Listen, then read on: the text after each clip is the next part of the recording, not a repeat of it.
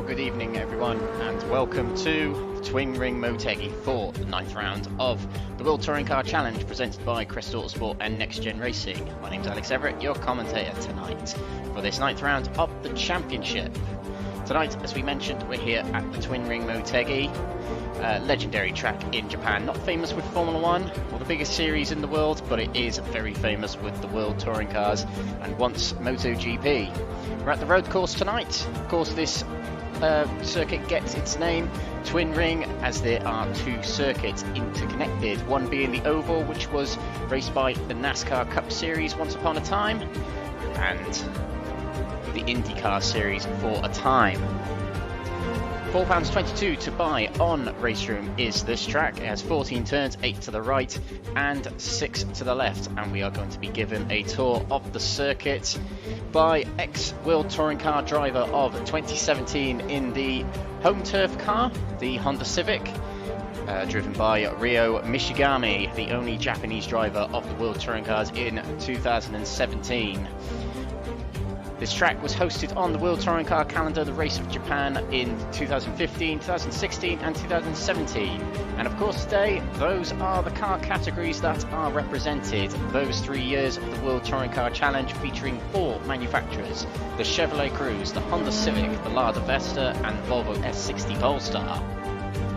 We have got plenty of racing in store for you tonight. We have 3 races plus qualifying. Qualifying will be 15 minutes starting on the hour, and then it will follow almost immediately with race 1, a 15-minute sprint race. Race 2 will follow immediately after race 1. It'll be another 15-minute sprint race, but the top 10 of the results of race 1 will be reversed to form the grid for race 2. We'll go for a quick break in between race 2 and race 3, and when we come back for race 3, it will be the feature race. 25 minutes these drivers have for race 3, and the grid for that race will be formed by the results of race 2, but the top 18 will be reversed. This is the season we're undergoing. We are into the 9th round of the championship. We started off all them weeks ago, all them months ago, nearly 3 months, just over 2 months now actually. Monza was our opening round of the championship in Italy, and then we went west to Port Ricard in southern France, north to Belgium for the Spa-Francorchamps circuit, and then it was Slovakia ring for the 4th round of the championship, then north to the Hungary ring for the Hungarian round, round 5 of the championship. Round 6 to see us out for the first half of the season was the Salzburg ring in Austria. Round 7 of the championship 2 weeks ago now was the Moscow Raceway in Russia. And then last week it was the Sonoma Raceway in Sears Point, California. The Golden State hosted the great round of the championship last time out at Sonoma for round 8. And today we're here at Twin Ring Motegi in central eastern Japan, just 120 kilometers northeast of the capital of Tokyo. Very famous circuit is Twin Ring Motegi, and one of the most notable moments of Twin Ring Motegi's history is when it hosted the IndyCar Series, and Twin Ring Motegi was actually the home to the one and only very first time a female driver won a major motorsport series. Danica Patrick, of course, won the Race of Japan 300, I believe it was called, in 2008 in the IndyCar Series, taking a one and only win in the IndyCar Series. What a historic moment that was in motorsport history. But after today, we'll be off to the final quarter of the season. Shanghai in China will host the 10th round of the season. And then we'll go southwest to Thailand for the Chang circuit in Thailand.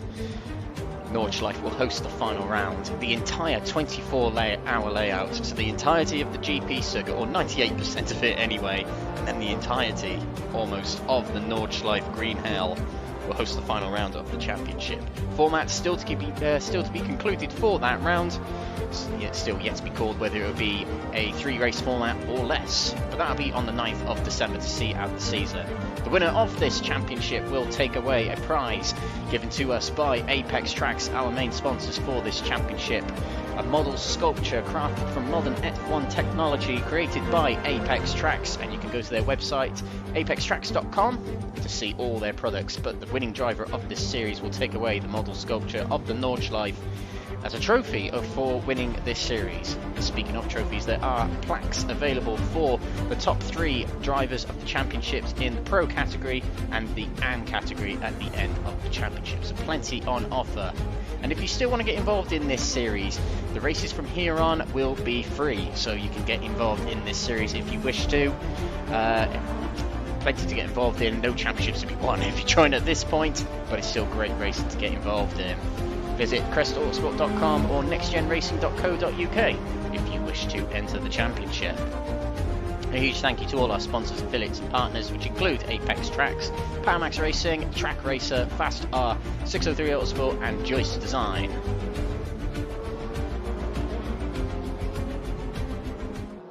And here we are with the live action. And a little bit more housekeeping before we get underway. The driver's getting a little bit of practice before things get underway here at Twin Ring Motegi in Japan. So here's a little bit of a recap of what happened last time out at Sonoma in California. It was William Barrera who took pole position and the race win for race 1, with Lee Horn and Jamie Dory following very close behind for an intense battle in the opening race of the night. Jamie Dory came from 8th on the grid to win race 2, with David Kernen taking 2nd just ahead of Jeff Perkins. And in race 3 it was a brilliant fight through the field for Lee Horn as he took the win in race 3, putting William Barrera under pressure, forcing him into a mistake and taking the win, with Jeff Perkins racking up another podium for himself. And this is what it did to the championship. Barrera still leads at the top, 22 points ahead of Lee Horn. David Kernen still in 3rd place from Jeff Perkins. Jamie Dory takes 5th in the championship from Neil Crave. Heike Navalov, who sadly isn't racing tonight, he's a bit ill, so get well soon please, Heike, so we can see you back at China next week. He's 7th in the championship.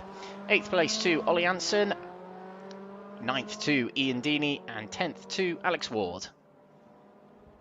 An important thing to note with the championship standings is it also decides the ballast that these drivers will carry into the first 2 races of the night and qualifying. So the top 10 in the championship, these drivers here will carry a set amount of ballast, starting from 40 at the top of the table and running down in increments of 4.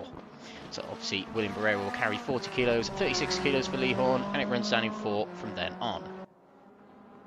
We also have a team's championship to cover. Now granted, it's quite hard to tell what drivers are in which manufacturer, which team here, but I'll do my best to inform you who's in what team. But the top of the table, it is the Lada Sport Rosneft 2016 team leading the way ahead of Munich Motorsport 2016, which is piloted by Lee Horn and Alex Ward. And in 3rd place is the Lada Sport 2015 team. And I'm just going to remind myself of who drives for that team. It is quite a few drivers actually. That is piloted by Roy Plummer and David Kernen. So they've got themselves into 3rd ahead of Honda Racing JAS 2017 team.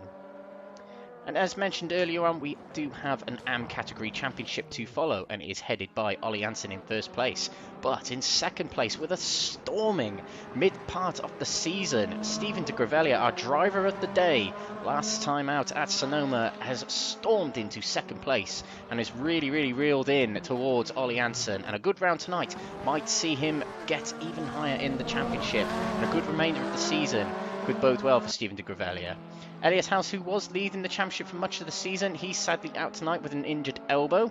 He is 3rd place in the championship, near 100 points down, so time is running out for Elliot House. Roy Plummer, the defending champion of the AM category, is in 4th position, and Anastasios Georgiadis, last season's AM category runner-up, 5th place. So that is the housekeeping over and done with. I can breathe now. Quite a lot to get through, certainly is. But we've got plenty of great racing to watch ahead of us tonight. We do have a new driver with us tonight. We have well, it's actually a welcome back. I can't actually remember the last time Justin Welblove took part in the Crest Autosport RaceRoom leagues, but it's been a while since he took part in the NXTGEN touring car leagues.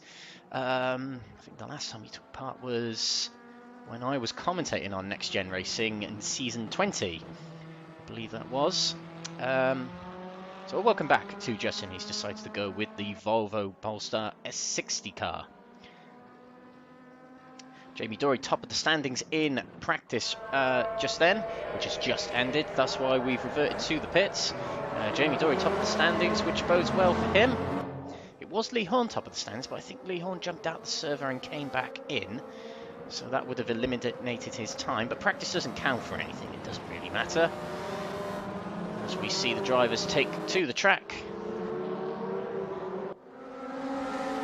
to warm up, ready for their opening lap. And a lot of drivers weaving across the track to warm up their tyres. They might be struggling with warming up their tyres. But this track is quite intensive on the tyres, actually, because there's quite a lot of corners, quite a lot of long straights, quite a high-speed track, a lot of long braking points as well.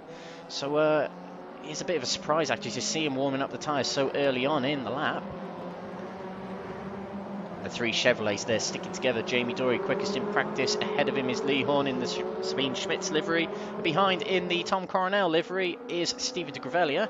The Chevrolets like to work together in this series. They are the car that's underpowered considerably compared to the Lada and the Honda. So they like to work together to give themselves a draft, to push each other along almost, to get a better lap time.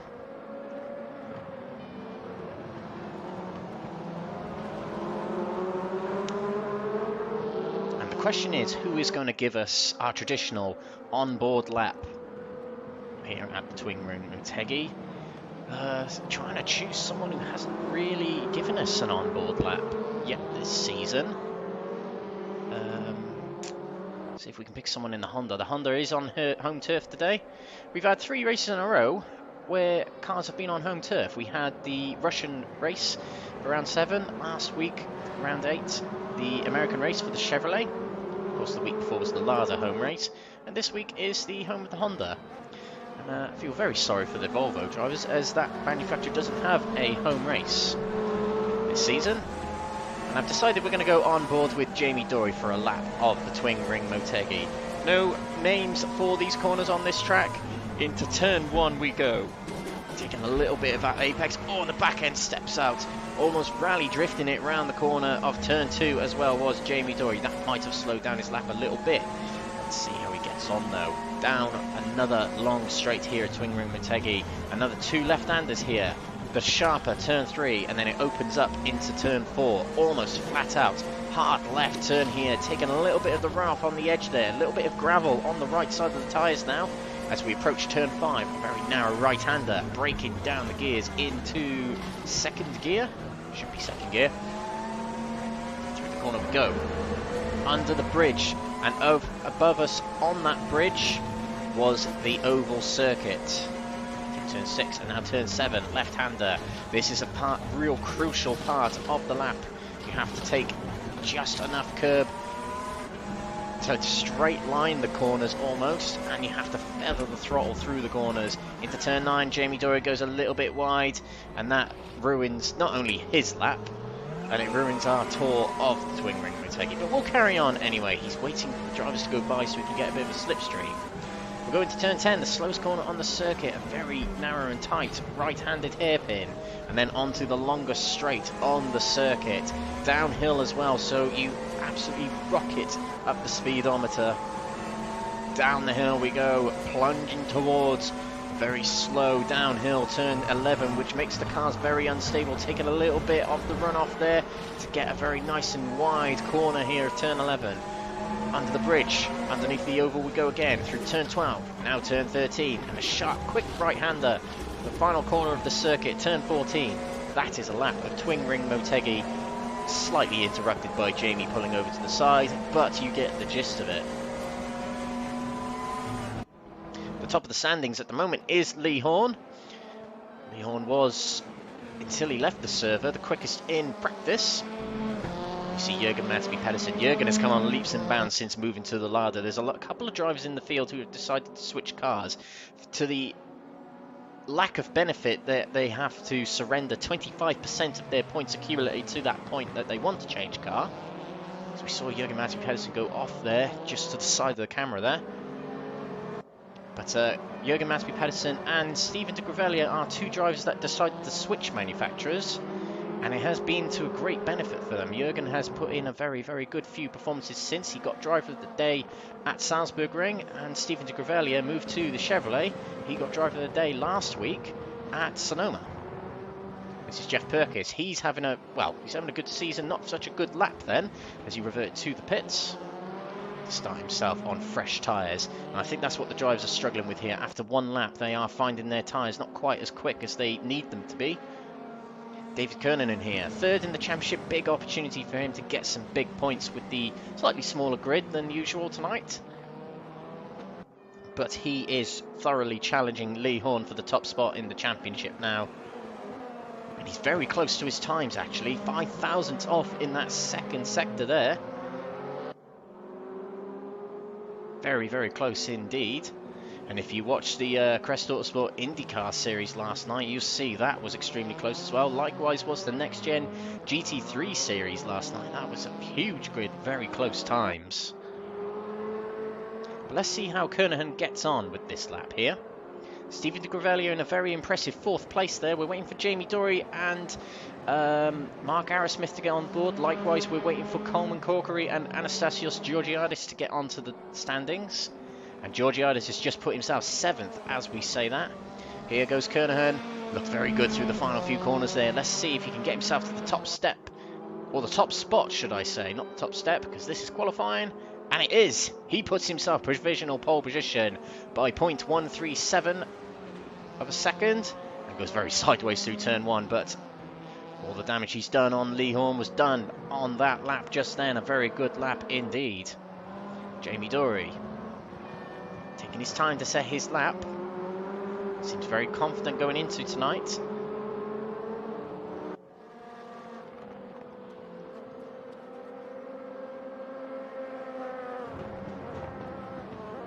And he has got the driver of, I think that's Steven de Grevelier behind him as we switch to Fraser Rostance with a personal best sector 2, not too far off the top time, so this could be good if he continues. This might be able to get him into the top 5 if he continues on at this rate with a time like that. Coleman Corkery's put himself on the board, but we are still waiting for times from Jamie Dory and Mark Arrowsmith. Down the hill goes Fraser Rostance.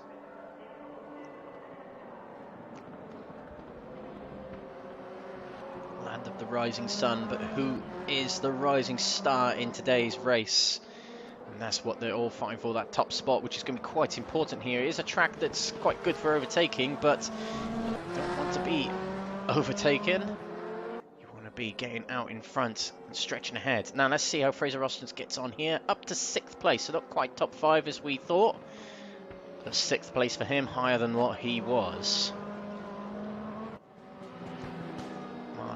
Smith, personal best in sectors 1 and 2.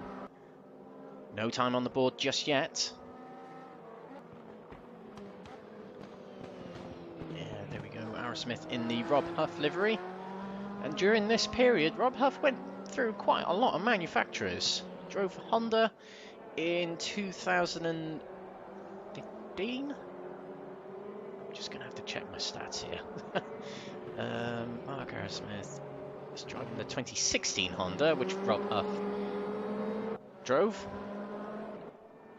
And then I believe in 2017, no, 2015, Rob Huff drove the Lada.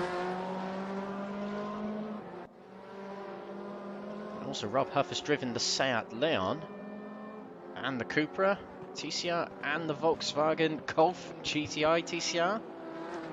As Mark Arrowsmith puts himself on the board, 12th place at the moment. He'll want a bit better. He's had a few races where he's really taken it to the drivers, but every now and again it's just a little dip in form. Let's see how he'll get on tonight though. Jamie Dory was still waiting for a time from him, but this looks good. Sectors 1 and 2 on this lap he's running look pretty good. They're not enough to be contending for top spot with David Kernen and Lee Horn, probably for that matter. But this might be enough to put him 3rd or 4th. With 5 minutes still remaining in the session. It's quite a long lap here at Twin Ring Motegi. There's quite a lot of long tracks in this calendar, but this one a near 2-minute lap. which means we'll probably see a 6 or 7 lap race. Actually, probably 7 or 8. And it is 5th place for Jamie Dory, just behind Stephen de Grevelier by 3 thousandths of a second. So what a time from Stephen de Grevelier, as Lee Horn has just put himself top of the standings by 39 thousandths of a second ahead of David Kernen. That might do it for Lee Horn. He might have just played his cards in this session to put himself to the top. David Kernen, not such a good Sector 1, not such a good Sector 2. So there will definitely be another lap in the tank for Kernen to go for it. Jonas Lindbergh, welcome back to him. He's missed a few races this season, unfortunately. The runner-up of last season's Euro TCR Championship. He had a very good season last season, and he hasn't been able to replicate that this season because he's missed a fair few races. Currently sits 19th in the standings, with only 3 races attended, and they were Paul Ricard, Slovakia Ring and Moscow. This being the 5th he'll take part in, but he has got a race win to his name, and that was race 2 at Paul Ricard. It's no slouches, Jonas Lindbergh. I've seen him racing Exiled, NXTGEN Racing and Crest Autosport, rise through the ranks to become a real contender for race wins and championships. Lindbergh comes out the final corner, he'll start another lap here. Let's see how Lee Horn is getting on. Not such a good lap here, warming up for another. What about Jamie Dory? This looks like an invalidated lap for Jamie Dory. 0.8 of a second off the top spot. He'll feel he can do better. With 3 minutes to go, realistically, he's only got one more opportunity, because on RaceRoom, once that timer goes to 0, that's it. Qualifying ends. You are not allowed to complete your lap. You are not allowed to finish it. You're not allowed to start a new one, anything like that. As soon as the timer hits 0, that's it. It kicks you to the garage. So this is the last chance for Jamie Dory to get higher than 5th position. But the thing is with Jamie Dory, and it's not really that much of a championship or a title to be contending for compared to the Drivers' Championship, but Jamie Dory is actually top of the standings for Forever Forward. What is Forever Forward? Well, it's basically a calculation accumulated of your starting position plus or minus your finishing position. And he has gained 80 positions this season, has Jamie Dory. One more than Lee Horn on 79, who has one more than David Kernen on 78. So they are the big movers of the field, those 3. Oh, as someone has shifted up the standings. Was that Fraser Rostons, I think, has just put himself... No, it wasn't Fraser Rostons. Someone put themselves higher up the standings, and I didn't quite see who it was. Let's keep an eye on Jamie Dory. How's he getting on here? Not good. This is not good. This he might have to settle for 5th or lower, depending on how well everyone else does. Lee Horn's just behind, and look at Lee Horn. Purple sectors, Sector 1 and 2. This is a big, big lap from Lee Horn just to cement his top spot in qualifying. How's David Kernen getting on? Well, he's just started a new lap. He might be able to finish this one. Depending on when he started, he might be able to finish this one. Jonas Lindbergh has put himself into 4th place. That knocks down Stephen de Grevelier and Jamie Dory. Stephen de Grevelier is in the pits, which means he will not take to the track again to complete a lap. Jamie Dory comes out the final corner. This probably will not put him higher up in the standings, unless I'm surprised. It does actually, though. It puts him 3rd place, and Lee Horn. Has he gone quicker? No, he hasn't. I think he invalidated his time. No, he didn't. He did set a legit time, but it was much slower in the 3rd sector. Dropped in by near 2/10. But Jamie Dory with a very big lap at the end there. Not quite as quick as his teammate and one of his championship rivals, but 3rd on the grid. David Kernen, how's he getting on? But we'll switch back to Roy Plummer as he's green in sectors 1 and 2. A good lap here. This will put him much higher than 9th, which it does. Up to 7th place Roy Plummer goes. A brilliant lap for him. And this would be good for Roy Plummer to reignite his chance in the AM category championship. David Kernen is one of the last to come through. We'll switch back to him. We've got Ollie Jansen, who... this is what RaceRoom does. Yeah, I think... David Kernen will complete this lap. But these are the qualifying results as they are at the moment. This is just what RaceRoom does to us. Let's just check David Kernen doesn't come across the line and go into pole.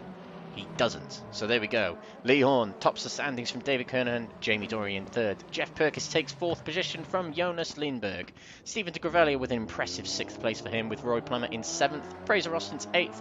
Jürgen Madsby-Pedersen takes ninth from Ollie Janssen, the AM category championship leader. 11th to Anastasios Georgiadis. Mark Arrowsmith takes 12th, and Coleman Corkery 13th position. So the drivers will have a little bit of a warm-up now, just to get used to the grip of the race session and to practice starts as well. That's normally what drivers use the warm-up for.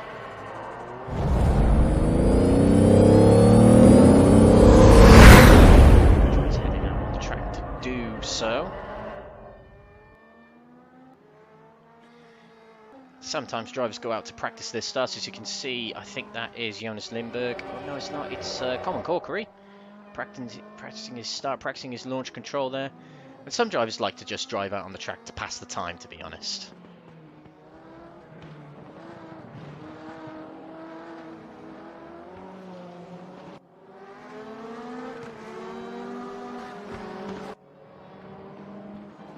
Stephen de Gravelia, highest in qualifying of the AM category drivers. Having a real good midpoint of the season here. Middle to last part of the season. Certainly up there as one of the most improved drivers of the season. I remember Stephen de Gravelia's first race, and it wasn't great. I'll just be honest. I briefly mentioned this at Sonoma last time out, and it is great to see him much higher up the field. Really taking to that Chevrolet like a duck in water, like a Miami resident to a Chevrolet, I suppose.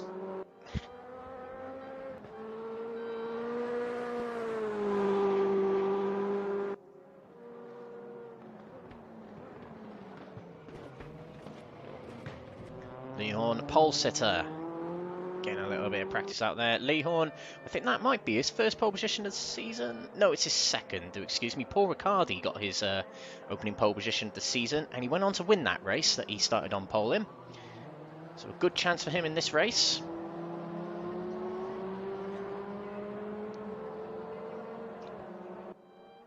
So welcome along everyone if you're watching on YouTube, Twitch, and the two Facebook pages of Crest Autosport and NXTGEN Racing.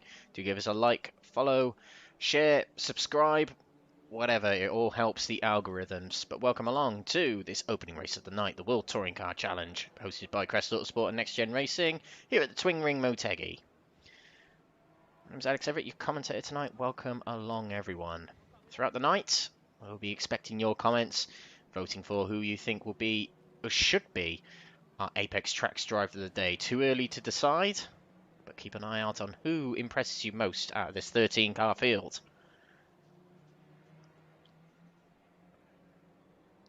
Drivers line up on the grid. They have to apply fuel in the garage. The correct amount of fuel, as little as possible, but enough to get to the end of the race. Apply race setups as well, because some drivers like to have qualifying setups against race setups. We are waiting for one driver to grid up. Are they going to get to the grid on time? It looks like a no. Someone has not made it to the grid, and I think it's Jürgen Madsby-Pedersen. But the other 12 drivers have made it to the grid, and the lights are red.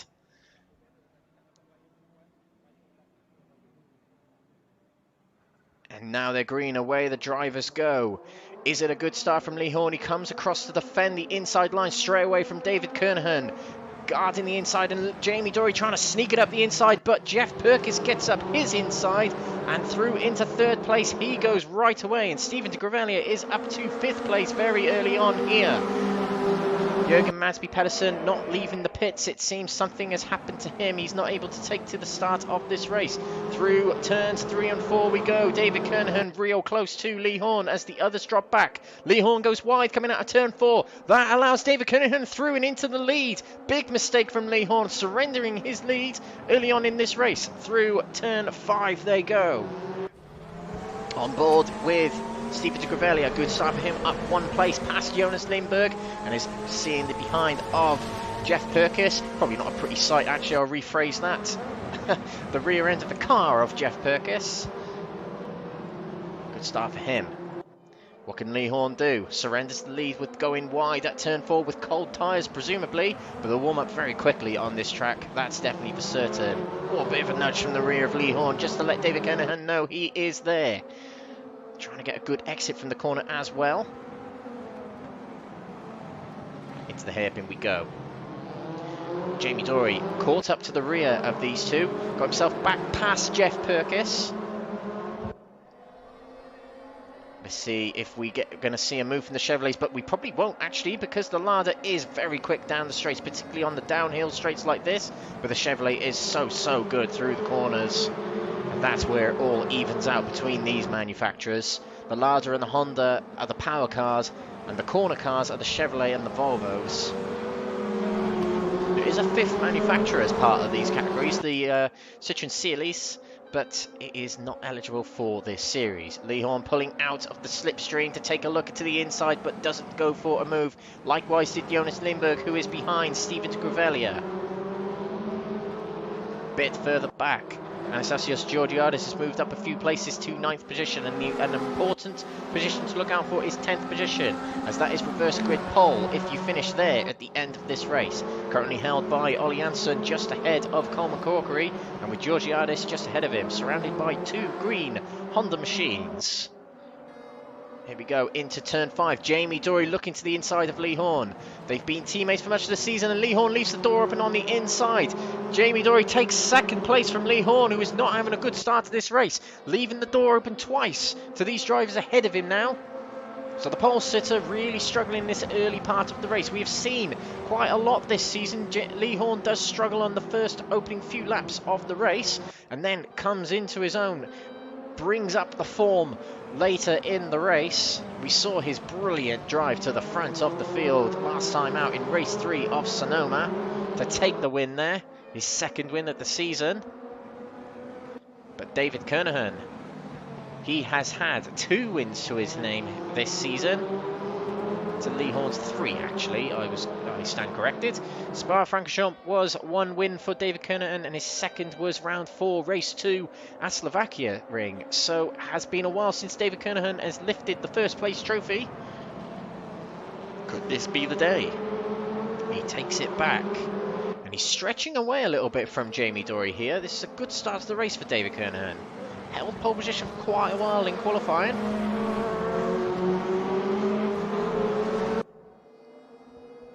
Down the main straight we go to complete lap 2. Jonas Lindbergh taking a look to the inside of Stephen de Greveli, but the Chevrolet so late on the brakes. It's able to be later on the brakes because it has got much less top end speed and it's got much more grip in the corners. Cutting off the nose of Jonas Lindbergh there, left his nose in the inside to be fair to him. But no move just yet from the Honda driver. They are dropping back a little bit from Jeff Perkins. On his own a little bit in 4th there, but he's going to hope that the top 3 start squabbling for position so he can catch back up. Kernen, not such a good start to this lap. Jamie Dory has really caught him up. It seems that the latter part of the lap is better for Kernen because it is mostly based on straight line speed, but the earlier part of the lap where there are more corners is definitely Chevrolet territory.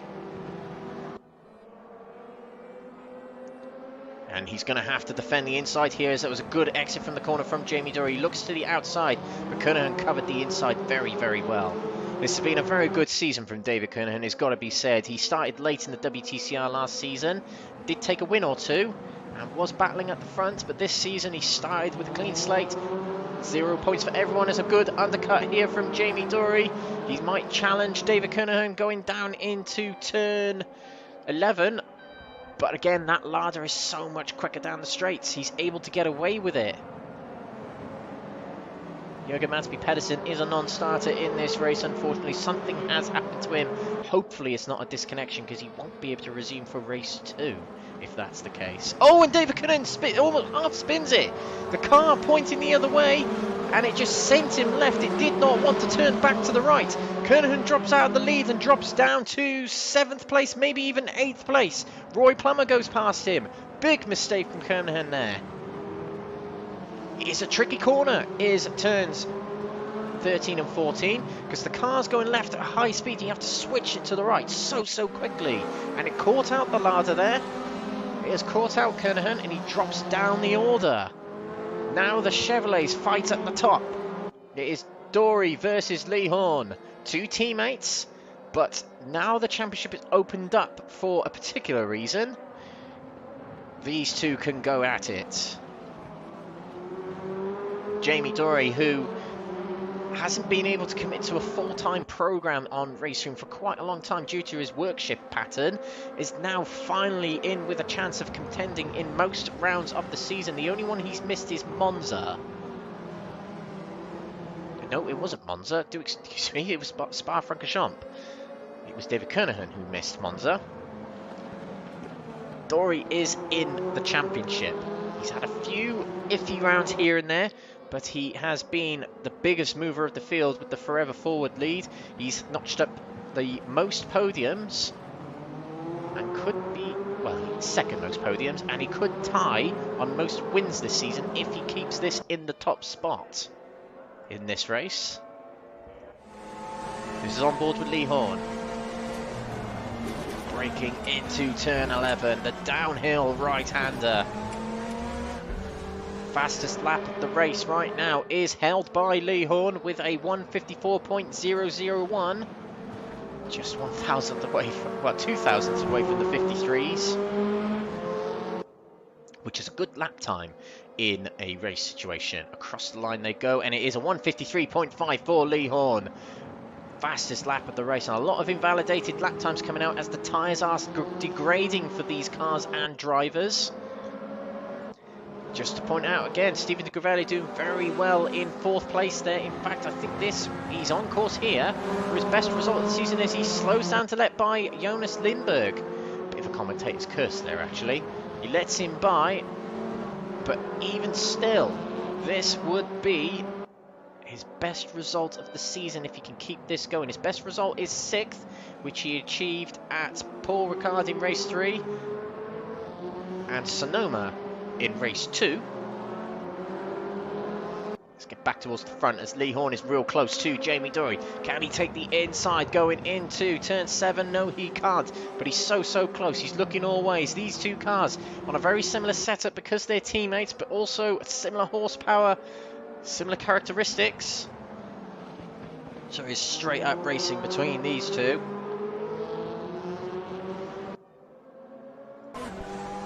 Board with Lee Horn. Is he going to dive up the inside here? I thought he was going to line up a move then, but he probably thinks wisely of it, as they are going to be conscious of Jeff Perkins lurking around back there, just 2.5 seconds behind. The minute these two start battling, they're going to slow down and they might let back the ladder, so Lee Horn might try and hold off this overtake for a good few laps. He was half a second quicker than Jeff Perkins on the previous lap, so he probably isn't worried too much about Jeff Perkins right now. As we're nearing the 2/3 way point of this race. Back with David Kernen, he's dropped to 10th now, but that's reverse grid pole. Has he purposely dropped to 10th to take pole position for the second race? But he's under pressure from Coleman Corkery here. The Irishman in the Zengu Motorsport car isn't going to make a move. Brakes a lot going into turn 1 there. Looks a little bit unstable, does the car. No move just yet from the Irish driver. Lee Horn again, real close. It's a British top 3 at the moment, as we can see in the standings.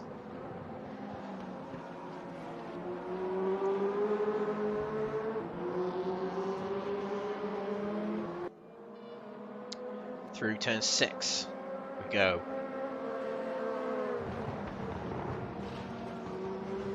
No progress yet, and I am quietly convinced that Lee Horn is just trying to sit behind Lee Horn, figure out where Jamie Dory's weaknesses are, and where to pounce for a move. It's kind of what he did to William Barrera last week at Sonoma. Forced William into a mistake in the end. Just sat behind looking for his weaknesses.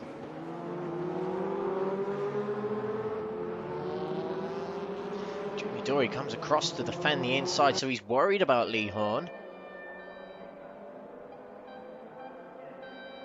That's evident, judging from that swerve across track. And Lee Horn very sideways under braking there. Kept hold of it very, very well, it's got to be said. But these two are stretching away from Jeff Perkins.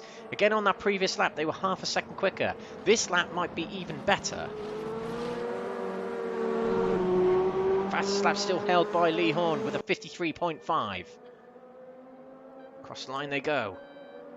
53.2 for Jamie Dory, 53.1 for Lee Horn, and a 44.0 for Jeff Perkins. So they haven't got the ladder back there to worry about.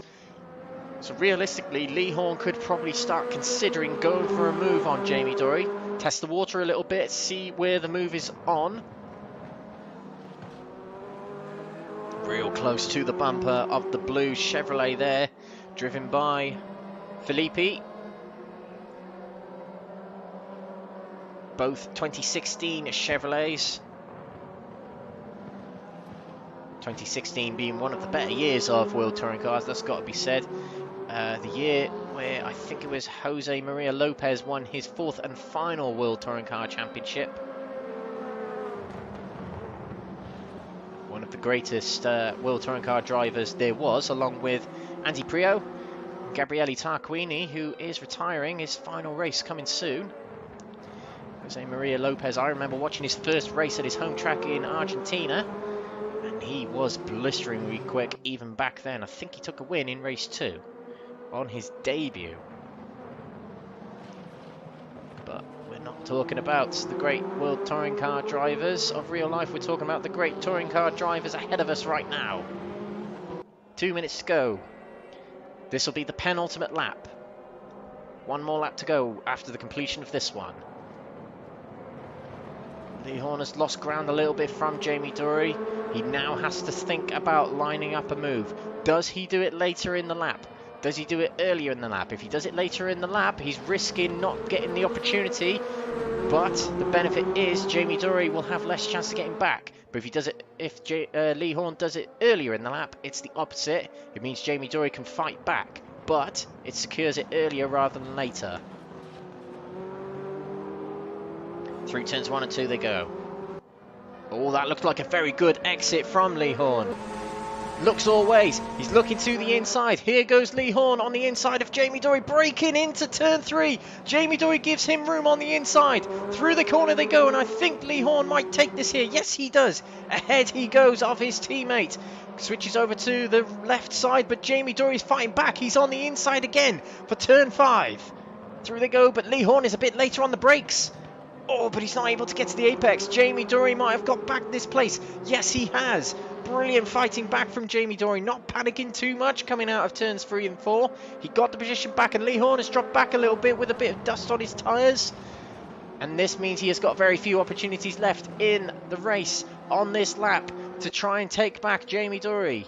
Taking all the track is Lee Horn.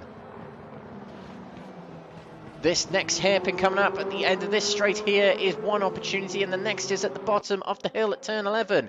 Lee Horn lost a little bit of ground there with putting the floor down on the throttle a bit too early coming out of that corner, and Jamie Dory got a better run up the straight. Oh, and that was a better run from Jamie Dory yet again coming out of the hairpin. Let's go on board with Lee Horn. Look at Jamie Dory, he's stretching away. Jamie Dory might have tied this up here. And I wonder if the gravel on Lee Horn's tyres was the benefactor of that. Jamie Dory comes through the final part of the circuit, turns 12, 13 and 14. Jamie Dory takes a win here in the World Touring Car Challenge, race 1 of the night. He ties for most wins of the season. 12 podiums, 5 victories.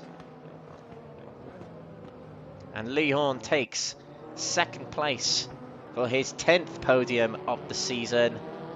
And the third spot for Jeff Perkins in the ladder, his 10th podium of the season as well. And reverse grid pole will go to the man who took the lead in the race very early on, but a very rare mistake from himself. 10th place goes to David Kernen, who will start race 2 from pole position. 12 finishers of the 13 who qualified.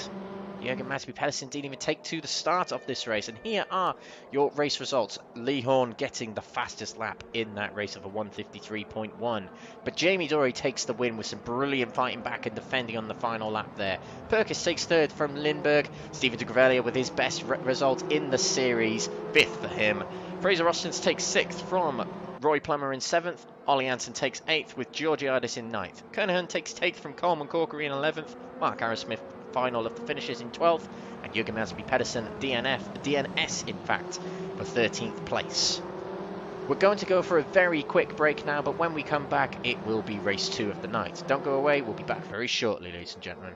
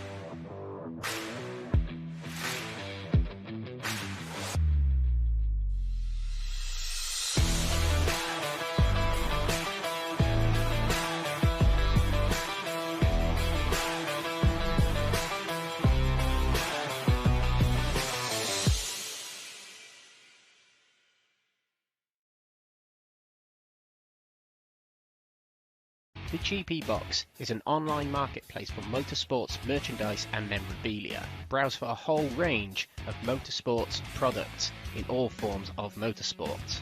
Take Formula 1 for example. There is a whole section dedicated to Formula 1 products from your favourite drivers, cars, teams or tracks from all eras of Formula 1. There are more series available, including WRC if you are a rally fan. You can even search for your favourite form of motorsport to see what products they have in your favourite forms of motorsport. Or, if yourself are a retailer in motorsport, you could set up your own shop within the GP Box to open up your products to a much bigger motorsport audience. Find out more at thegpbox.com.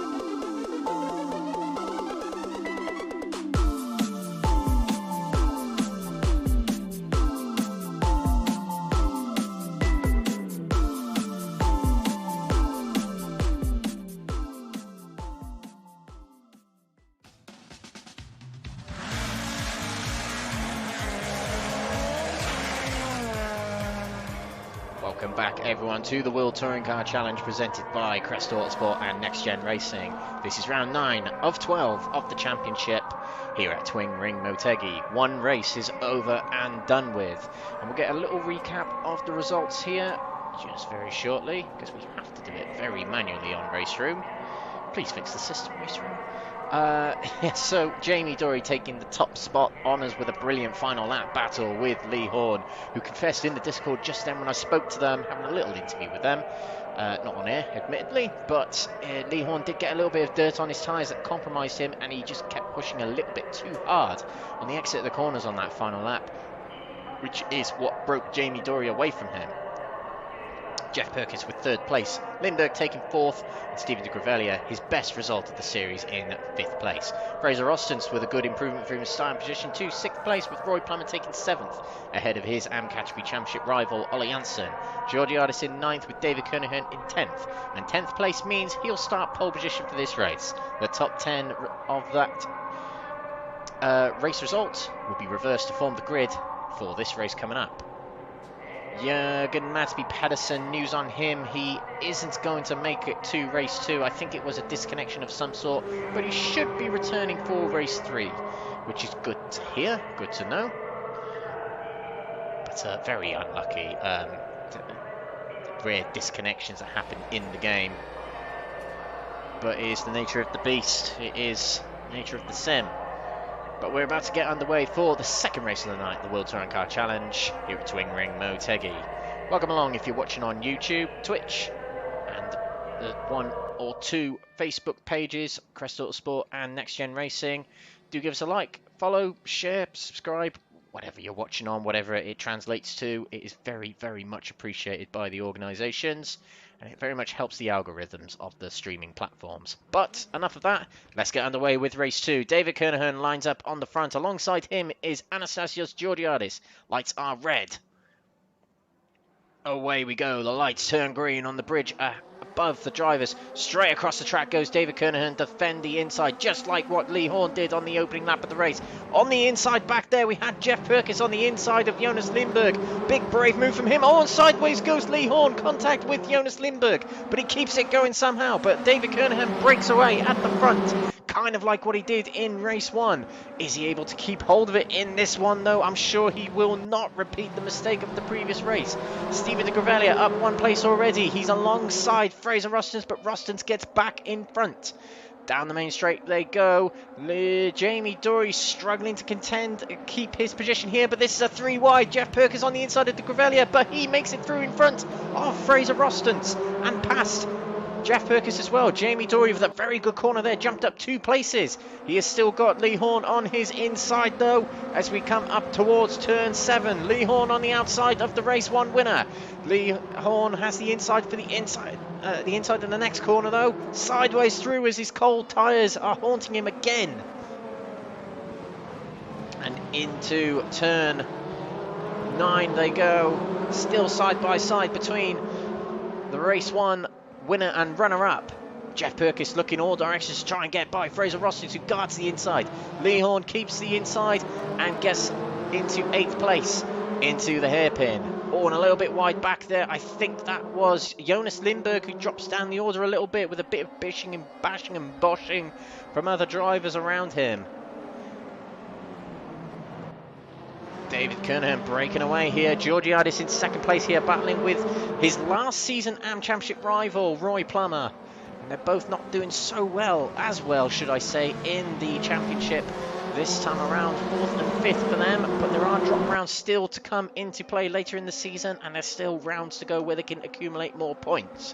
But Kernen, this is looking easy so far as he goes a little bit wide going into turn 1 there. But a late apex to recover in turn 2 there. This is quite a forgiving track. When you go wide on certain corners, you can cut back in for a late apex on a lot of these corners to save yourself. Lee Horn 2 places gained. Jamie Dory will be the leader of the Forever Forward standings. It was something he's priding himself on in the Discord chat when I was chatting in between the races here. He has put himself up to 82. Lee Horn drops to 78. David Kernen would have dropped quite a few more. He would have dropped 8 places, I think, which would put him down to 70.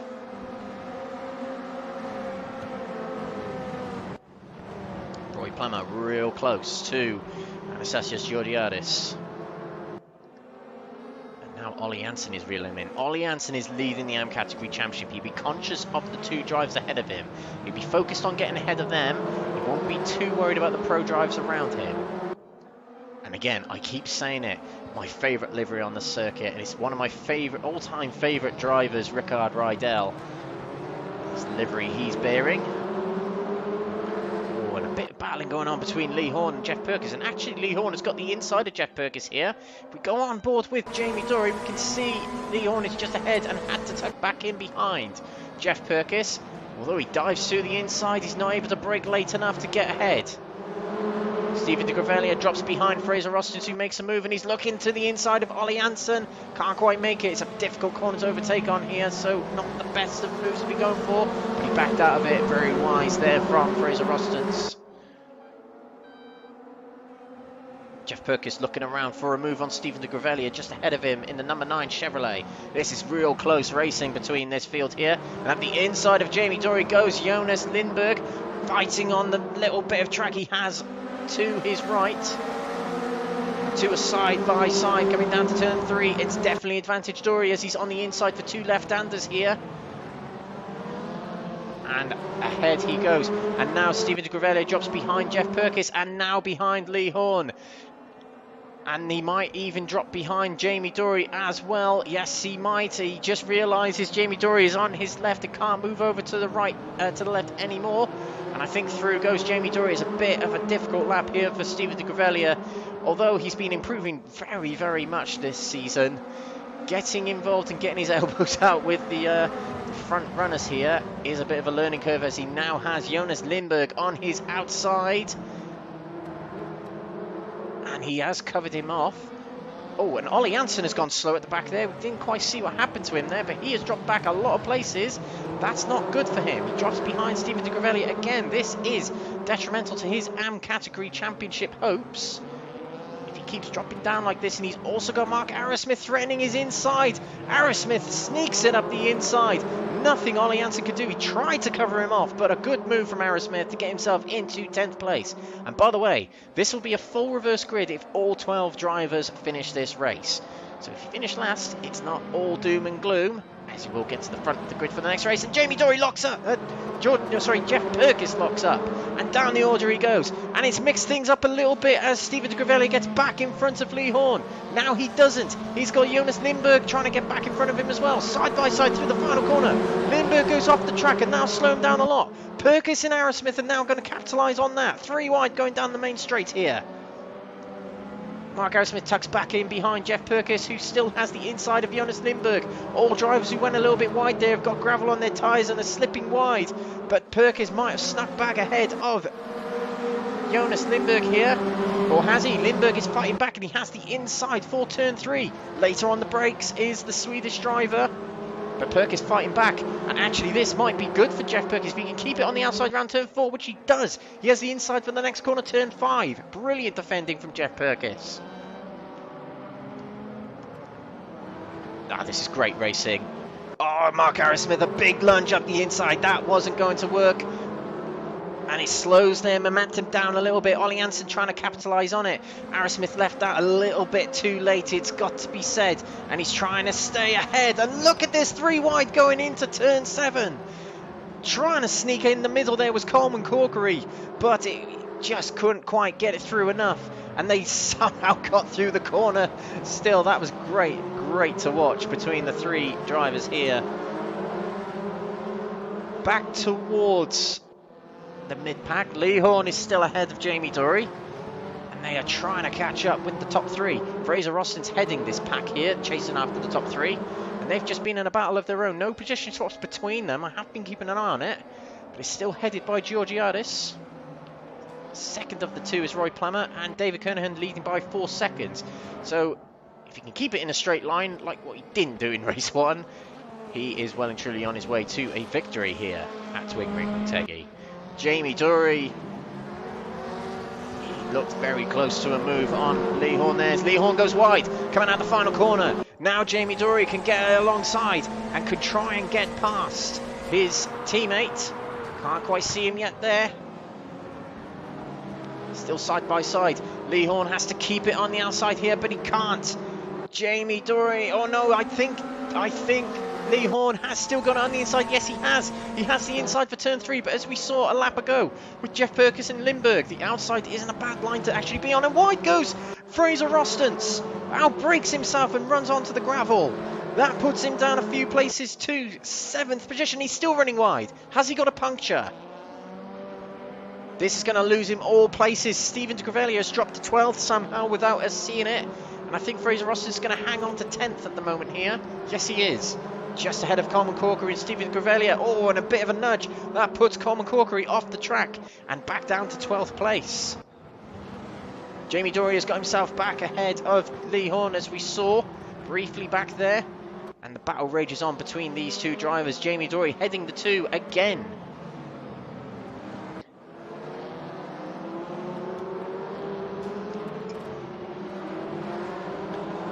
I'm not quite sure what happened. It is a shame we don't have replays on RaceRoom, so we can see what happened to him. It must have happened around about turns 1 and 2. Roy Plummer real close to Georgiadis. This is the closest battle on the track, but as soon as Roy Plummer pulls out, that Honda is able to pull away a little bit more. I think the Honda is actually the best car down the straight, but getting out of the corners, it's a little bit too powerful, and that drives understeer in these front wheel drive powered cars as Lee Horn is sideways and he spins it in the final corner.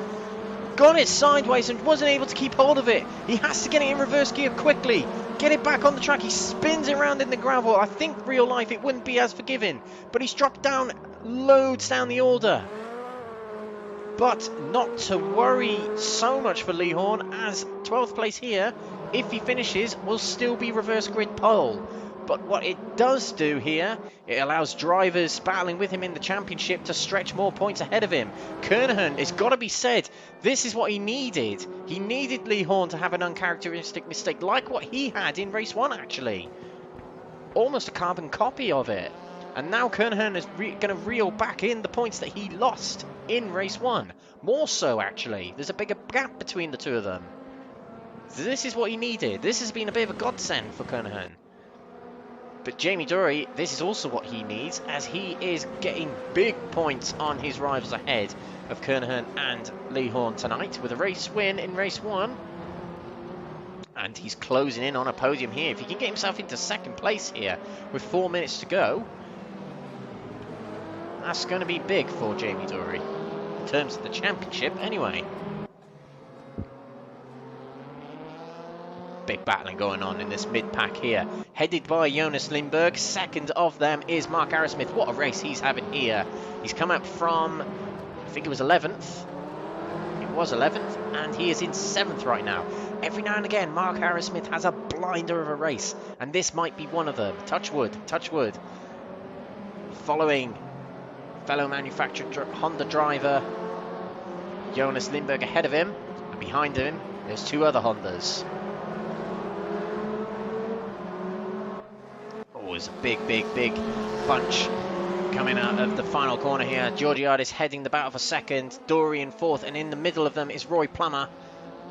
Plummer comes out of the slipstream to try and make a move on Georgiadis. A big lunge up the inside, and it didn't quite work. The door shuts. Oh, and I think Roy Plummer might have a puncture. Yes, he does. Roy Plummer has a puncture. Contact on the left side of his car. And he's going to be limping it to the pits. A whole lap to do with a punctured tyre. You can hear it now. And it's going to be so difficult to drive this back to the pits. He lets by all other cars. And that is such a shame, as we see Jamie Dory making his move for 2nd place now. Bit of contact between the two. And through goes Jamie Dory into 2nd place.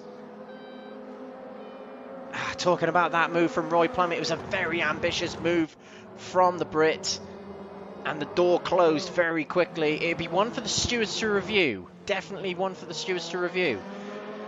But I'm not sure. I can't adjudicate it from without seeing a replay or anything like that. But it was very ambitious. But Roy Plummer, if he can keep this going and keep it going to the end, he'll have reverse grid pole. Lee Horn won't. he'll be starting second. Look at this, that is Mark Arrowsmith still heading the battle between him, Janssen, Gravelia and Rostens. Rostens with a big undercut and nips his way past Steven de Gravelia. The 3 Hondas ahead of the Chevrolet now. David Kernen will be starting his final lap very shortly. Defending the inside hard is Ollie Janssen, but actually he outbrakes himself. And Steven de Gravelia wasn't able to get the undercut. Ollie Janssen stays ahead. Fraser Rostens on the outside of the pair of them. Oh, and he tried sneaking it back up the inside, and a big undercut from Steven de Gravelia. Sneaks it back up the inside, coming out of the final corner. Might have got himself ahead of Fraser Rostens here as they start the final lap, approaching turn 1. Is Gravelia going to be later on the brakes than Janssen? Yes, he is. Through he goes. A bit of contact on the way. Janssen tried to shut the door, but it didn't work. What a move. What a few corners from Steven de Gravelia. Oh, and I think he might be backing off to let him by. He might have thought he was in the wrong there. Oh, I'm not sure if he should have done that. But he's trying to cover himself so he doesn't get penalised after the race. You've got to say it's quite sportsman from Steven de Gravelia. It's got to be said. Ollie Janssen given a bit of a get out of jail free card there. 7th place still held by him. Oh, and Roy Plummet is in the pits. Struggling to get it in his slot, and that'll be to repair his puncture. But what a race this guy's had. A 5-second lead. Lights the flag. So far, anyway. But David Kernen was leading the start of the first race. So you could say this was a win coming to him tonight. We'll revert to him very shortly. There's still big battles going on in this mid-pack here. Fraser Rostens still ahead of Steven de Gravelia. Coleman Corkery's lurking around there. If they make one mistake, Coleman could capitalise on it. But we'll switch to our race winner-elect. 8 laps run, 8 laps led. David Kernen comes around the final few corners here to take what will be his 3rd win of the season. David Kernen wins the 2nd race here at Twin Ring Motegi. And a 2nd podium in a row for Jamie Dory. He takes the 2nd spot here and maintains a top 4 record in the last 6 races he's taken part in. Jeff Perkins with 3rd place, another podium for him, making it his 11th of the season. And there are your classified results of race 2 of the night. Don't forget, it won't be a reverse grid, as Roy Plummer did get a penalty at the end for speeding in the pit lane, so that eliminates him from the results. It will be a reverse 11 with Lee Horn on the front row starting on the top spot for race 3. But it's Kernen who takes the win here from Jamie Dory and Jeff Perkins. Georgiadis takes a very good 4th place there with Lindbergh in 5th. A good race for Mark Arrowsmith taking 6th. Ollie Janssen in 7th with Fraser Rostens in 8th. Steven de Gravelia dropping down a few places to 9th place with Coleman Corkery gaining a few places to 10th. Lee Horn with a mistake on the final corner takes 11th, but will get reverse grid pole for the important feature race. The 25-minute race coming up. Well, that has been races 1 and 2, and qualifying, of course, of the Twin Ring Motegi 9th round of the championship. We'll be coming back very, very shortly with the 25-minute feature race. Give us 10 minutes to get ready, and we'll be back very, very soon with the final race of the night. This has been Crest Autosport and NXTGEN Racing for the World Touring Car Challenge. We'll see you very, very shortly. Give us 10 minutes, we'll be back.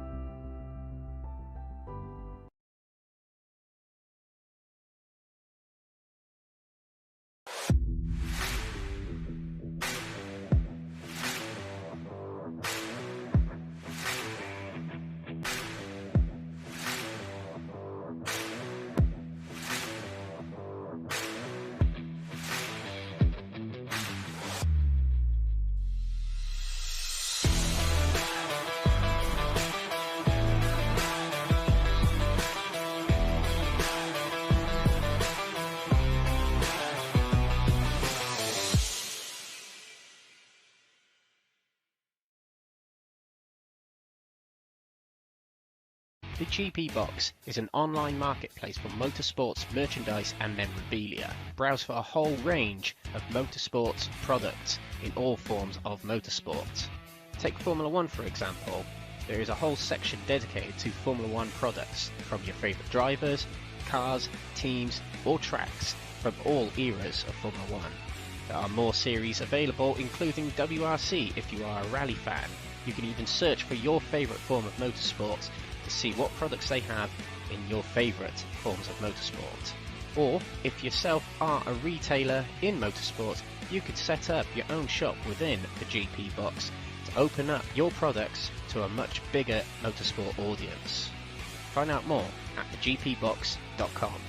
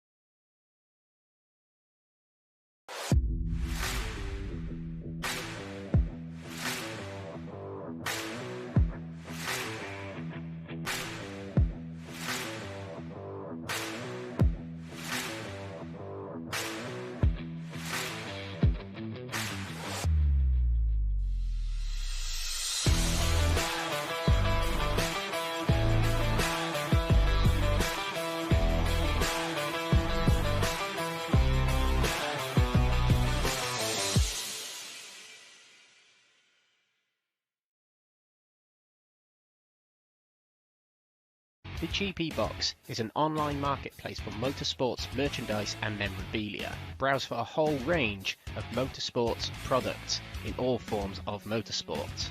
Take Formula 1 for example.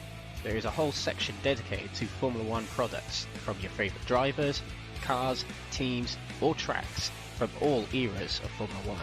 There are more series available, including WRC if you are a rally fan.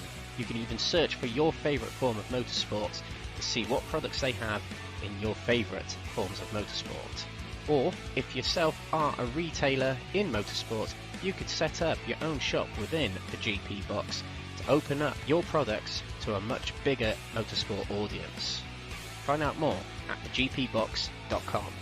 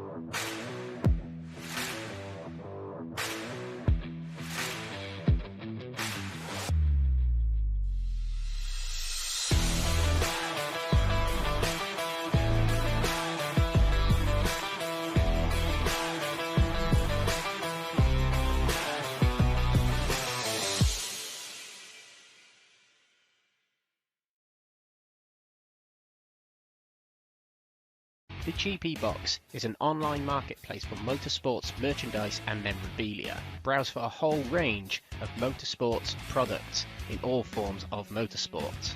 Take Formula One for example. There is a whole section dedicated to Formula One products from your favourite drivers, cars, teams or tracks from all eras of Formula One. There are more series available, including WRC if you are a rally fan. You can even search for your favourite form of motorsport to see what products they have in your favourite forms of motorsport.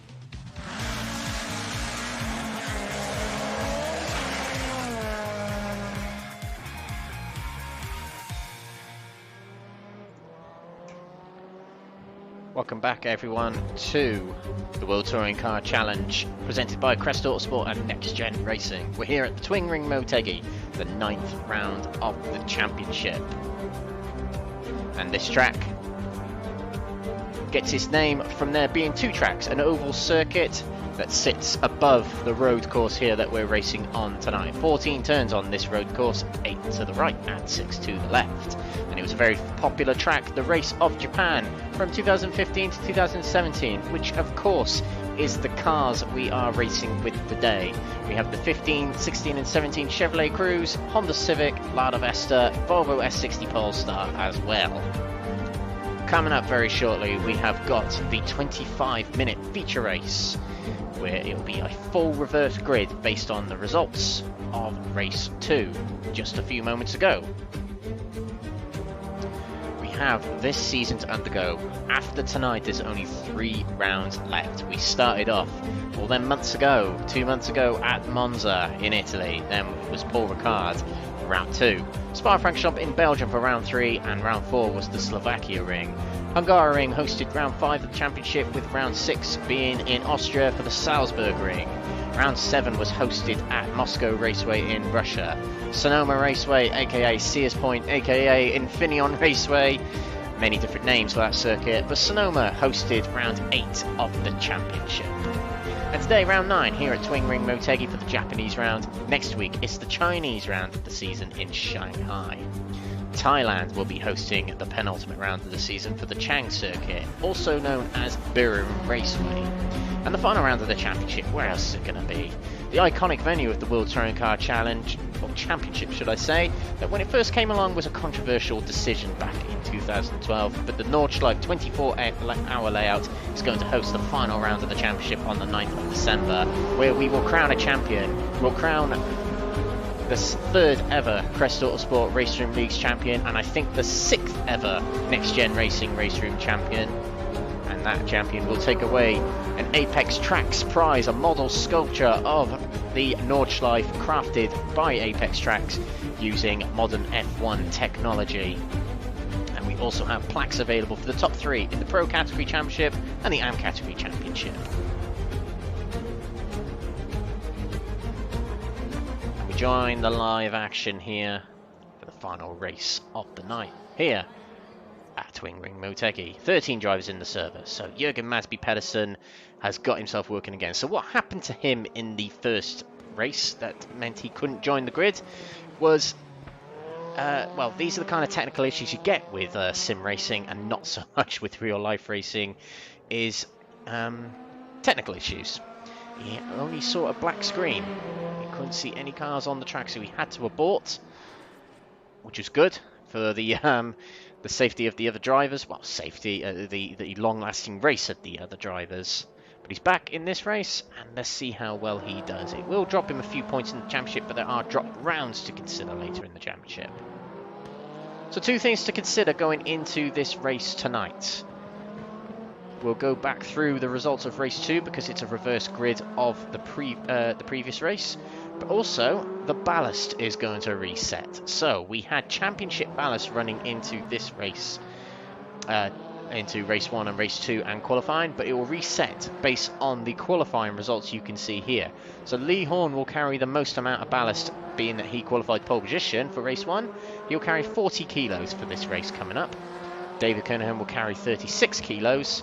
32 kilos for Jamie Dory, and you get the gist. It runs down in increments of 4 across the top 10. And this will be the grid for this 3rd race of the night. an almost full reverse grid. 11 drivers eligible for the reverse grid, with Lee Horn line up on pole position with Coleman Corkery in second. Stephen de Grevelier will line up third from Fraser Rostance.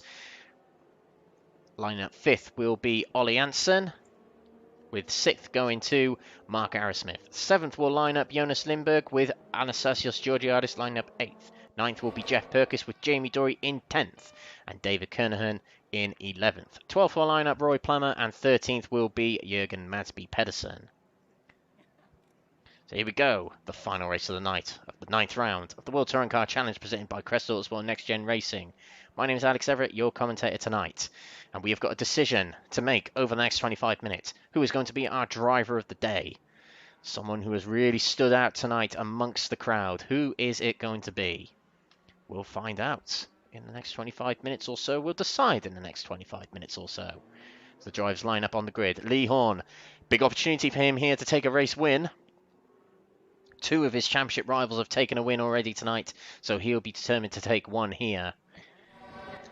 All lined up on the grid is Lee Horn on the right in the Chevrolet. On the left of him is Coleman Corkery in the Honda. Lights are red, ready for the 25-minute feature race here. And we're away for this third race. And Lee Horn stays to the left-hand side. He's confident he can get into turn one first, and he does. Stephen de Grevelier with a very good start on Coleman Corkery puts himself into second place very quickly early on here. Mark Arrowsmith with a good start to this race. He's in 6th place there. Jamie Dory already up to 7th place from 10th on the grid. A brilliant start for him. Into turn 3 we go. Couple of drivers looking for moves already. There's the Lada battle in the back here. Jürgen Madsby Pedersen has got up 2 places already and might even move up 3 past Roy Plummer if he gets a good exit from 4 here. Let's stay with this battle here. I think Roy Plummer has the better line into the corner. Actually, Jürgen might have got it. Oh, he runs a bit slow on the exit there. Roy Plummer will take it back. Meanwhile, towards the top, it's already a +1 second lead for Lee Horn, but Stephen de Grevelier and Coleman Corkery going at it for 2 and 3 here. Jamie Dory already into 6th place, a brilliant start to the race for him. He went from 10th to 2nd in the previous race. Will he do the same here? Will he do better?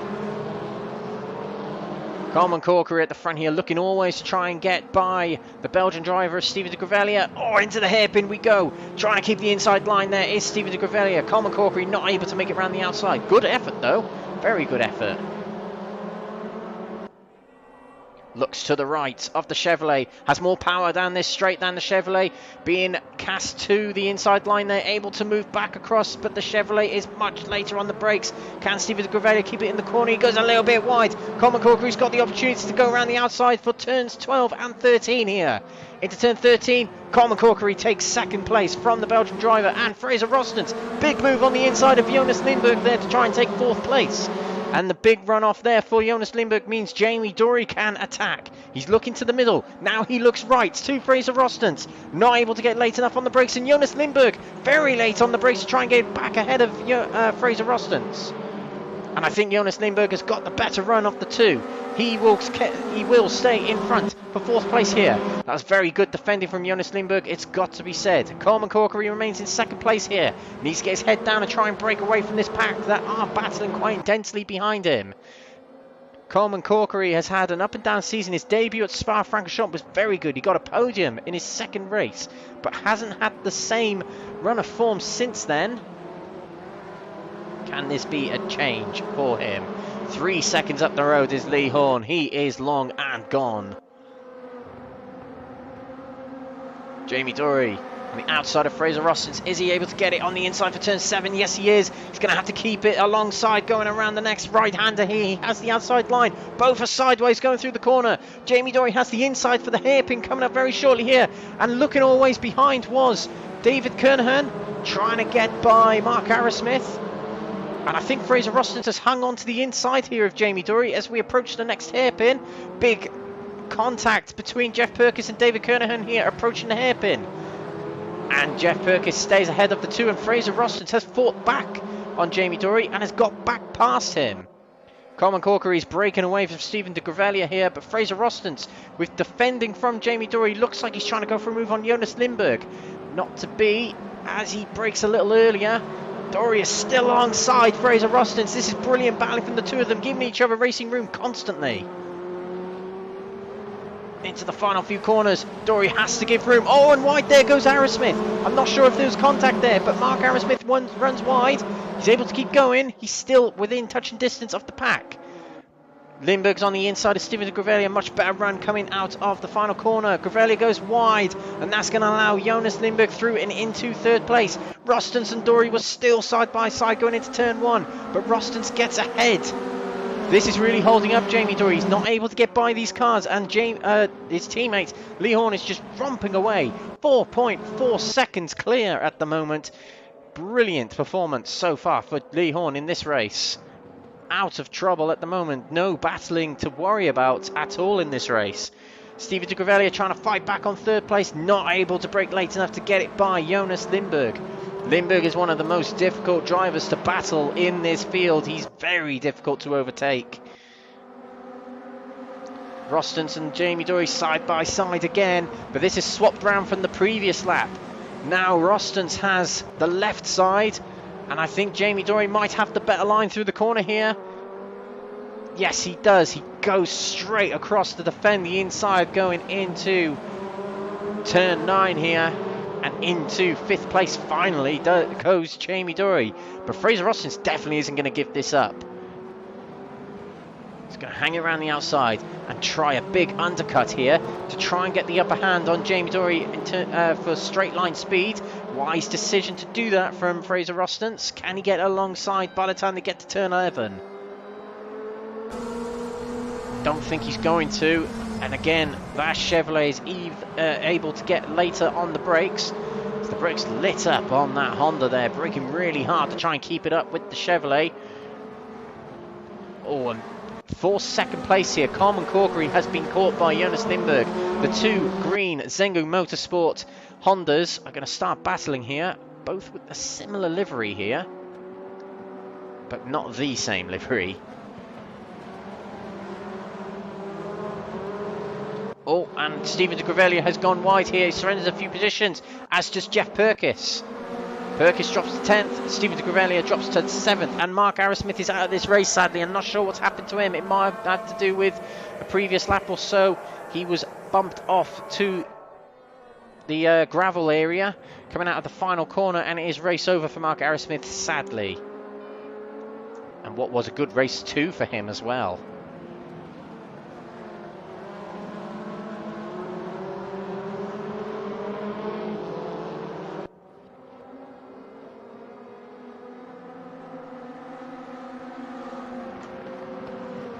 Two green Hondas still battling it out here.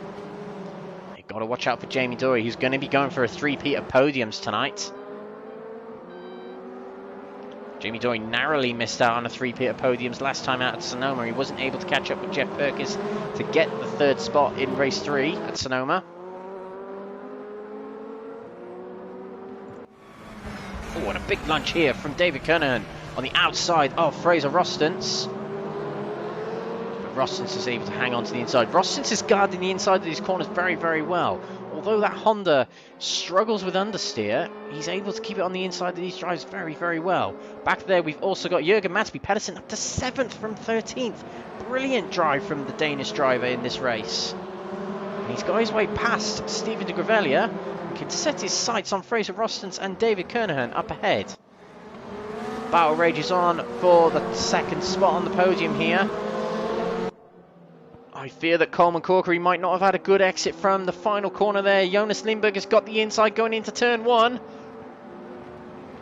Coleman Corkery comes across the track to try and straight line his brake in to brake as late as possible. And actually, Coleman Corkery has hung on to second place very well there indeed. Jamie Dory is going to look to the inside now for turn 3, but it's not to be. That Chevrolet again losing the straight line speed.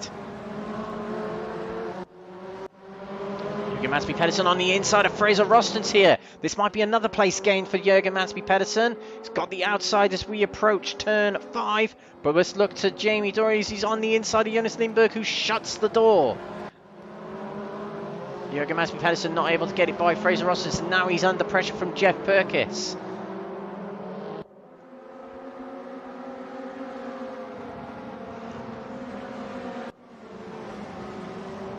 8 seconds clear, nearly 9 seconds clear is Lee Horn. What a drive he's having here, and we're not even halfway through the race. This could be a huge victory for Lee Horn. One of the biggest winning margins of the season this could be. Coleman Corkery defending from Lindbergh, also defending from Jamie Dory. He tried sneaking it into the middle there to make it a 3-wide situation. Oh, and Lindbergh too early on the throttle. Has to concede the position to Jamie Dory now. Down to 4th place he goes, and David Kernahan's looking to join into this battle, lurking there in the ladder. Coleman Corkery goes to the inside to defend, going down to turn 11. Jamie Dory's on the outside. He's late on the brakes, but he's not able to keep it alongside. But Coleman Corkery understeers off. Through goes Jamie Dory. And now Jonas Lindbergh's going to try and sneak it on the inside of the Irishman to take 3rd place. But I think he's hung on to it. Yes, he has. Coleman Corkery hangs on to 3rd place at the time being. And now Jamie Dory is going to drive away. By the looks of it, he's already pulled out a half-second lead as Coleman Corkery went a little bit wide on the final corner there, which didn't help. But Lindbergh wasn't able to capitalise for turn 1. It's now a 10-second lead for Lee Horn, but I fear that might stabilise a little bit as Jamie Dory matches Lee Horn for pace. We've seen that all night. But Lee Horn was the pole sitter on a big move on the inside of Jonas Lindbergh there from David Kernahan. Going into turn 3 and round turn 4, they're still side by side.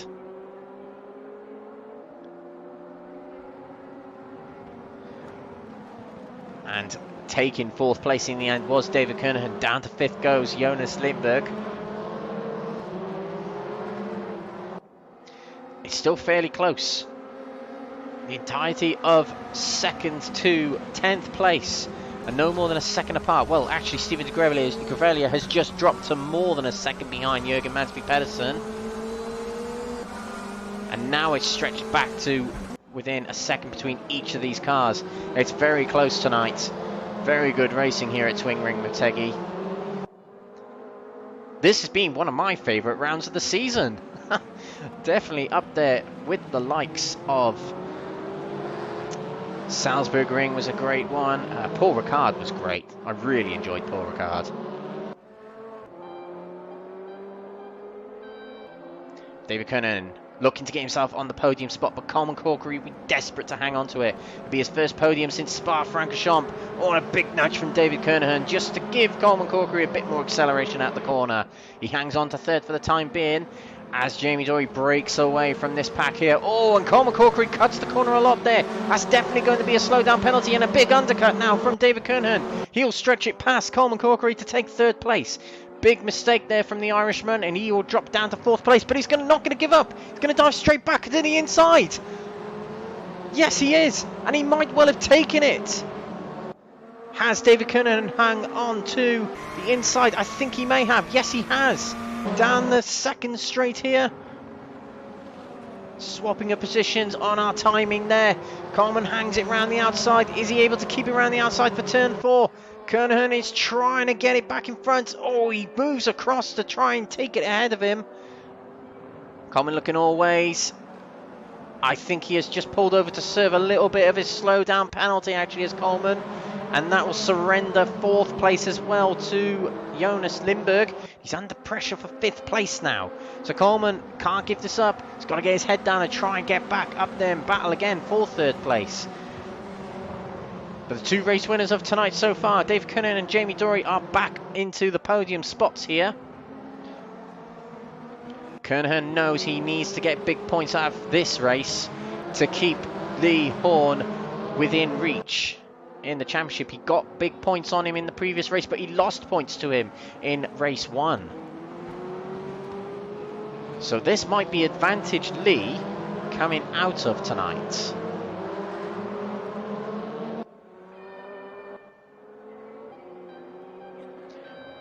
From 4th to 12th, no more than a second separating each driver.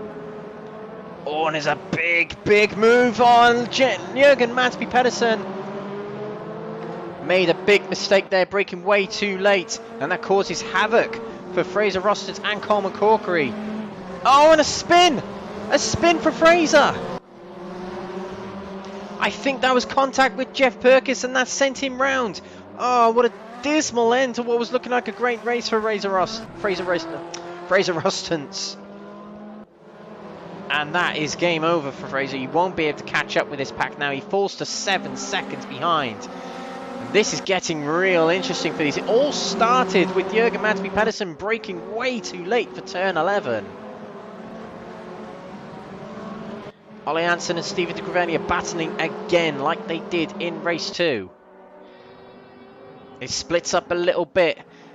2nd to 5th. There's quite a time gap between each of them. Back here we have got Georgiadis trying to pass back on Steven de Greveni, but it's not going to work just yet.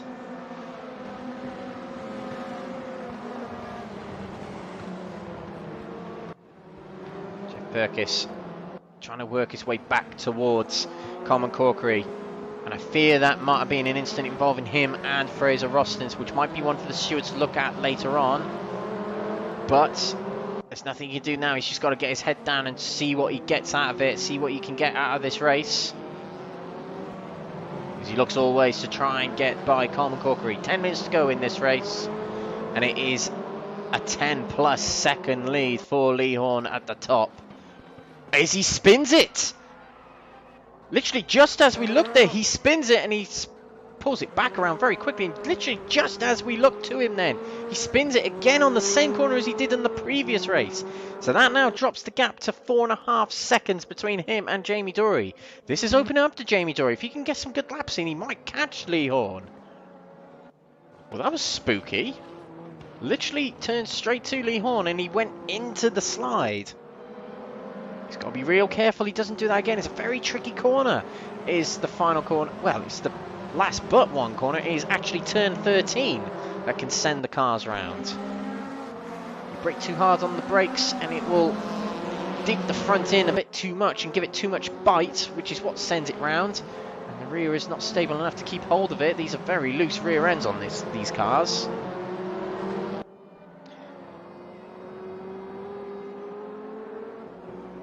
Big battle here for 5th position, headed by Coleman Corkery at the moment. Jeff Perkins in the RC Motorsport Lada Vesta. Colours very similar to the Haas F1 car this season. Oh, a big lunge from Jeff Perkins. Shuts the door, does Coleman Corkery. He's not going to let Jeff Perkins have that one. Or as he swings left to dive to the inside for turn 9. And Coleman Corkery tried to shut the door on that one. He'll have, he was going to have the inside for the next corner, but he's too slow out of 9. And into 10, Jeff Perkins takes it. It was a rather bullish move from Jeff Perkins, but he has made it work. Now Coleman Corkery has to work hard to stay ahead of Jürgen Madsby Pedersen. The source of a little bit of drama in this race was Jürgen, as was Jeff Perkins. Coleman swings across to the fend. He knows that Jürgen's going to be late on the brakes going into this corner, and there's contact between the two of them again. And that puts Coleman Corkery off wide, and through goes Jürgen Madsby Pedersen into 6th place. Questionable then. There's going to be a few steward reviews after this race, I think.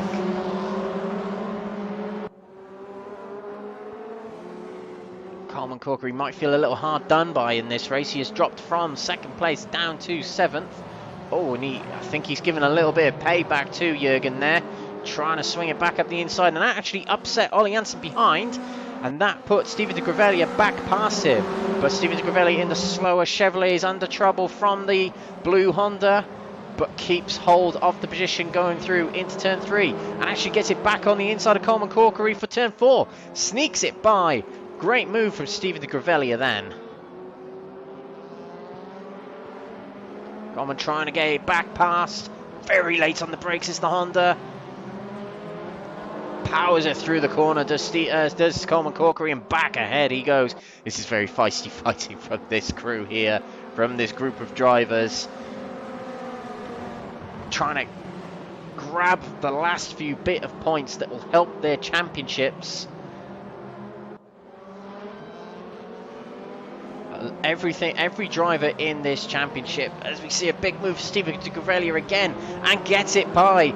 Wow, This is a new Stephen de Grevelier we are watching in this part of the season here. I've never seen him drive like this. Real bullish overtakes. Very good pace from the Belgian driver. But every driver in this field are going for something in a championship. There's AM category drivers going for the top spot in the AM category championship. That's Ollie Jansen and Stephen de Grevelier. Jürgen Masby Pedersen is trying to get his back on track with a bad start to this race, to this round, and missed last week's round. So it's going to be big points lost for Jürgen Masby Pedersen this week and last week. Roy Plummer's trying to defend his AM category championship. We've got the three at the top who, it's safe to say, along with Jeff Perkins, are battling for the top spot in the championship. The only drivers that are probably exceptions in this field right now are Jonas Lindbergh, Coleman Corkery and Fraser Rostens, because they haven't attended every round. Fraser Rostens missed 3 rounds in a row through illness, but he's 14th in the standings and might gain a few places out tonight with the good results he's had. He's dropped back a lot, actually. He was in the running there. He's dropped back to 12. Oh, yeah, it was the spin a few laps ago, yeah. Do excuse me for forgetting that. 3 Hondas battling here. Coleman Corkery at the front of them. Ollie Jansen in 9th. And in 10th is Anastasios Georgiadis. Oh, big lunge from Ollie Jansen there. Coleman Corkery can't escape the big lunges from all these drivers tonight. I think Coleman might be better served trying to guard the inside for that corner. There's big bumps going on between all these drivers here. Georgiadis bumping Jansen through the corner there. And Roy Plummer is going to join in this battle here. This is a battle for 8th. Feels like a battle for the win. But they're AM category drivers fighting for the most points out of their category. But up ahead is Stephen de Grevelier and Jürgen Masby Pedersen. So these are last honours. Podium spot, you could say, for the AM category in this race. Jeff Perkins is catching up a little bit with Jonas Lindbergh. He's within a second of the Swedish driver. Might be able to get himself into 4th place. Jeff has had a relatively quiet night tonight, apart from this race. But his championship rivals around him, Kernen, Dory and Horn, have been getting in front and getting away from Perkins. But this is what Jeff does. He's just a relaxed kind of driver who just racks up points in every round. Georgiadis taken to the outside of Ollie Jansen with a good run coming out of 2. We've seen sometimes this has been the better line. Oh, and big contact between the two. Jansen goes sideways. Georgiadis, can he keep hold of this? Oh, he runs wide into the gravel, and that's going to allow Roy Plummer through. Plummer gets through and into 10th position. Didn't quite work. Georgiadis put his foot down too hard, too early. Going around turn 4.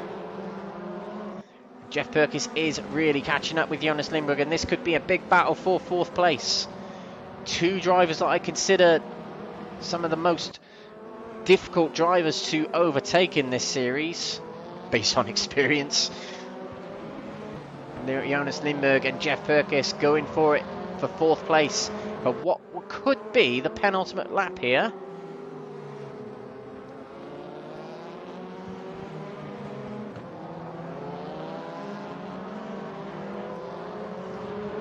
Down this main straight, what can the Lada do? Getting a good draft actually on the Honda is Jeff Perkins. He turns to the inside, not able to get late enough on the brakes. The Lada isn't that very good on the brakes. Neither's the Honda, but the Lada is that bad on the brakes. Lee Horn, I believe, will have another lap after this one is complete. We will keep an eye on Lee Horn, just in case it's been a relatively quiet race. We haven't focused on him too much. Oh, as Jeff Perkins makes the move on Jonas Lindbergh, outbrakes him going into turn 1 and through he goes. Easy pickings, he's got to say, for Jeff Perkins there, but will Jonas Lindbergh fight back, or will he just settle for 5th place here? Lindbergh's not in the championship running, missed out on a lot of races this season.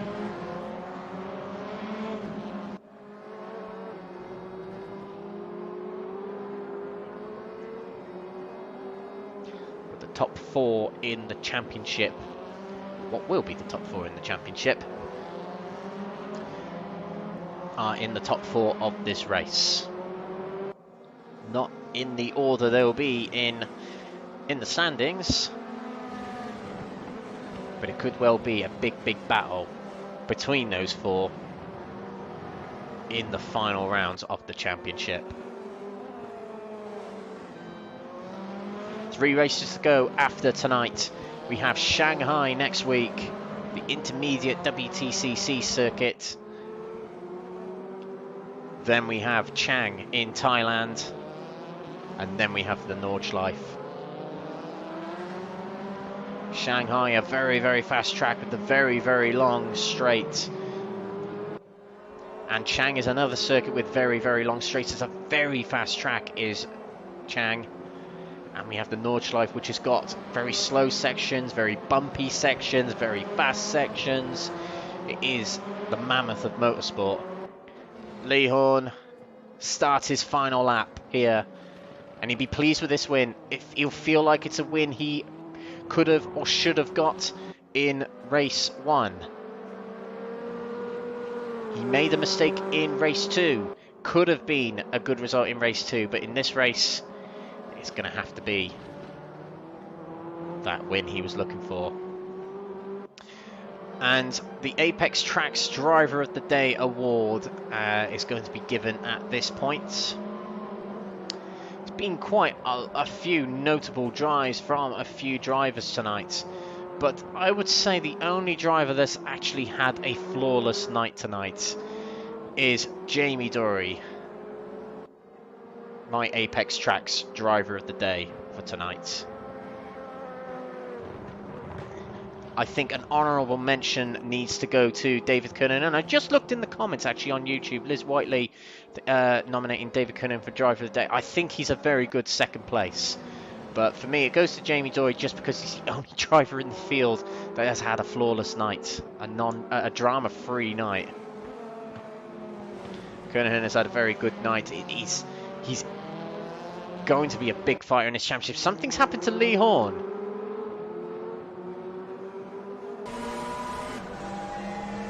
He's running very slowly. Has he made a mistake without a seat? Is he out of fuel? Is he out of fuel? And I think Jamie Dory might be hanging it back to make sure his teammate gets across the line.